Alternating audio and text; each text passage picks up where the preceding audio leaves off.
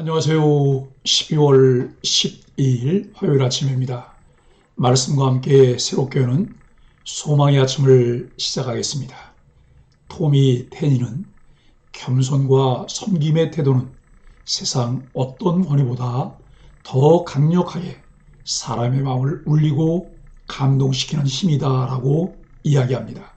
사무엘상 25장 23절로 35절까지 말씀을 본문으로 하여 공동체에 꼭 필요한 사람, 소명을 일깨우는 사람이라고 하는 주제로 함께 은혜를 나누기를 원합니다.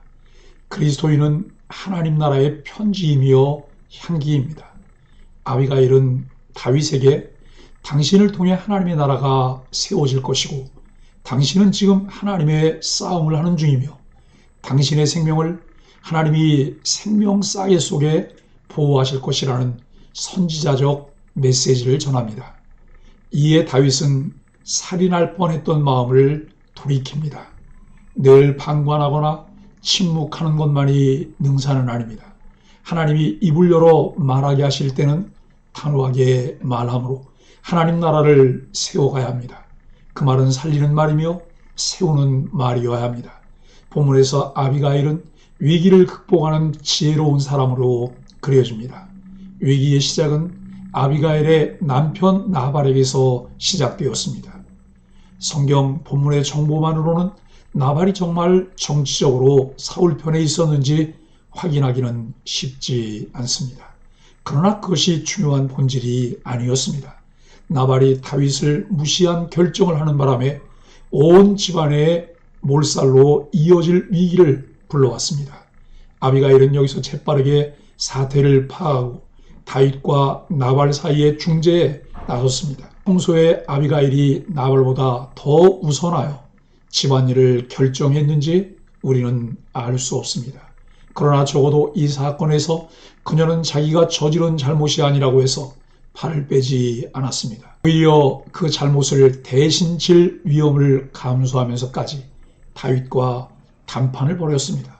그 과정에서도 아비가일은 다윗의 과거와 앞날을 정확하게 분석하고 다윗의 분노를 풀어주는데 온 힘을 다했습니다. 물론 이 본문의 궁극적인 목적은 이어지는 단락에서 펼쳐질 아비가일과 다윗의 결혼에 있습니다.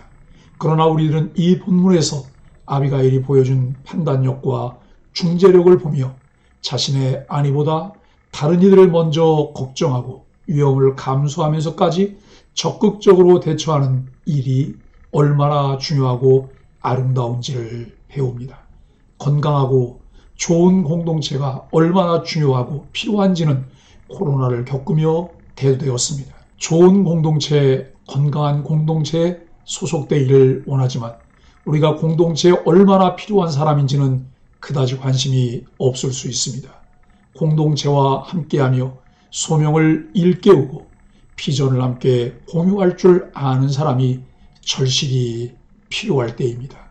우리는 삶의 방향성을 잃고 방황할 때 작은 일에도 일희일비하게 됩니다. 그래서 그때 누구를 만나느냐에 따라 삶의 방향을 다시 잡게 됩니다. 다윗이 크나큰 오점을 남길 수 있는 위기 상황에서 그의 복수심을 잠재우고 그의 소명을 일깨운 사람은 지혜로운 여인 아비가일이었습니다. 23절로 26절은 어리석은 자와 싸우지 말라고 합니다. 다윗을 만난 아비가일은 지체하지 않고 최상의 예의를 갖추어 호소합니다. 얼굴을 땅에 대는 행동은 상대방을 지극히 높이는 동시에 자기 자신은 극도로 낮추는 행동입니다. 그리고 아비가일은 다윗을 내주라고 부르고 자신은 종이라 칭합니다. 이러한 표현들은 상처받은 다윗의 자존심을 세워 대화에 물꼬를 트는 지혜로운 처신이었습니다. 상대를 설득하는 일은 그의 마음을 헤아리고 배려하는 데서 시작됩니다. 아비가일은 나발을 불량한 사람이라고 말하고 그에 대해 개의치 말라고 말합니다. 나발은 이름대로 미련한 자라며 복수할 가치가 없는 대상임을 강조합니다. 그리고 자신은 다윗이 보낸 소년들을 만나지 못했다고 말합니다. 이는 남편을 그저 비하하는 말이 아니라 자신이 남편을 보필하는 사람으로서 자신에게 책임이 있음을 뜻합니다. 그녀는 다윗이 보낸 소년들을 자신이 만났더라면 이 같은 일이 없었을 것이라는 뜻을 내비칩니다. 이처럼 아비가일은 남편의 허물을 덮을 뿐 아니라 그 허물을 자신이 책임지려는 희생의 마음을 지니고 있었습니다. 27절로 31절은 여호와의 싸움을 싸우라고 합니다. 아비가일은 살아계신 여호와께서 다윗이 직접 원수 갚는 일을 막으시고 대신 싸워주심으로 다윗의 집을 든든히 세우실 것이라고 말합니다. 여호와께서 나를 위해 보복하신다라는 말은 본래 다윗의 고백입니다. 나아가 다윗을 위해 집을 세우신다라는 말은 후에 하나님이 주신 약속의 말씀과 동일합니다. 다윗을 향한 하나님의 섭리와 보호를 확신한 아비가일의 말들은 다윗의 소명을 다시금 확인시켰습니다. 하나님은 사람을 통해 위로하시고 격려하심으로 힘을 얻게 하시며 소명을 확인하게 하십니다. 32절로 35절은 지혜가 재앙을 막습니다. 다윗은 아비가일의 말을 듣고 그를 만나게 하신 하나님께 감사하며 찬송합니다. 아비가일과 다윗이 만난 것은 하나님의 섭리였습니다. 조금이라도 늦었다면 나발의 가문이 멸망당함은 물론이고 다윗도 큰 오점을 남겼을 것입니다. 하나님은 놀라운 섭리로 우리의 사명을 이끄십니다. 크고 작은 만남에서 하나님의 메시지를 발견하고 그분이 이끄시는 대로 따르시길 바랍니다. 다윗은 아비가일에게 평안히 돌아가라고 하면서 요청을 들어주겠다고 말합니다. 그의 손에서 받고는 아비가일이 가져온 예물을 다윗이 아비가일로부터 직접 받았습니다. 이러한 행동은 아비가일의 요청을 수락한 것이고 음식을 준비해서 가지고 온 아비가일의 수고에 고마움을 직접 표현하는 모습입니다. 아비가일의 지혜롭고 겸손한 섬김과 중재로 다윗의 마음이 누그러지고 편안해졌습니다. 공동체에 꼭 필요한 유형의 사람입니다. 손에서 손으로 이어지는 섬김과 배려는 마음과 마음을 이어줍니다. 잠언 15장 1절은 유순한 대답은 분노를 시기에 하여도 과격한 말은 노를 격동하게 하느니라고 전합니다. 선한 화법과 태도는 좋은 결과를 가져옵니다. 아비가일은 다윗의 마음을 이해했고 합당한 말들로 설득해서 다윗의 마음을 움직였습니다. 무엇보다 다윗이 하나님의 소명자임을 다시 일깨워 주었습니다.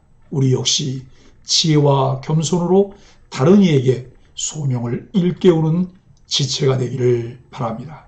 사랑하는 소망의 가족 여러분, 52인치 바지가 있나요? 낸시 오스틴은 옷을 살 때마다 이 말을 반복하면서 수치감을 느낄 수밖에 없었습니다. 옷가게의 점원들은 잘못 들었다는 듯 되묻기도 했는데 그럴 때면 주위 사람들이 그 적나라한 숫자에 놀라 호기심 섞인 눈길을 던지는 경우가 많았습니다. 그래서 낸시 오스틴은 이런 용어를 착안해냅니다. 퀸 사이즈 주세요. 신체 콤플렉스를 상기시키는 숫자로 된 치수 대신 새로운 용어를 고안한 덕분에 낸시 오스틴은 의류업계에서 크게 성공했습니다.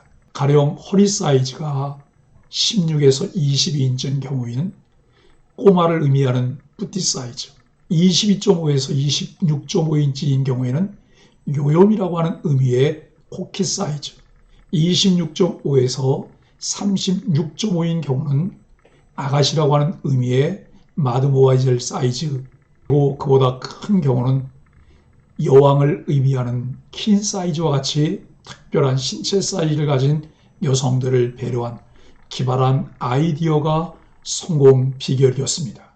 낸시 오스틴의 기지 덕분에 많은 여성이 머뭇거림 없이 기분 좋게 옷을 고를 수 있게 된 이 일은 많은 교훈을 줍니다. 다른 사람의 아픔을 직접적으로 지적하지 않는 배려를 배울 수 있고 듣는 사람이 힘을 얻도록 아름다운 말을 골라서 사용하는 지혜를 배울 수 있습니다. 무엇보다 그리스도인은 자기 필요에만 관심 갖기보다 주변을 돌아보고 자신의 도움과 배려가 필요한 사람을 찾아 살펴야 합니다. 하나님의 은혜를 널리 전하는 복의 통로가 되어야 합니다. 상대를 배려할 줄 아는 지혜로운 말이 공동체를 살려낼 수 있습니다. 공동체에 꼭 필요한 사람은 소명을 일깨울 수 있는 지혜로운 사람입니다. 소망의 가족들이 그런 사람으로 살아가길 예수 그리스도의 이름으로 간절히 축복합니다. 함께 기도하겠습니다. 하나님, 존중받아야 할 사람을 존중할 수 있는 겸손을 구합니다. 분노로 가득 차 있는 사람의 마음을 어루만질 수 있는 사랑과 지혜를 허락해 주옵소서. 우리에게 만족과 즐거움을 주는 말만 듣는 것이 아니라 우리를 위한 충고를 경청함으로 우리 영혼을 하나님 앞에 바로 세우게 하여 주옵소서.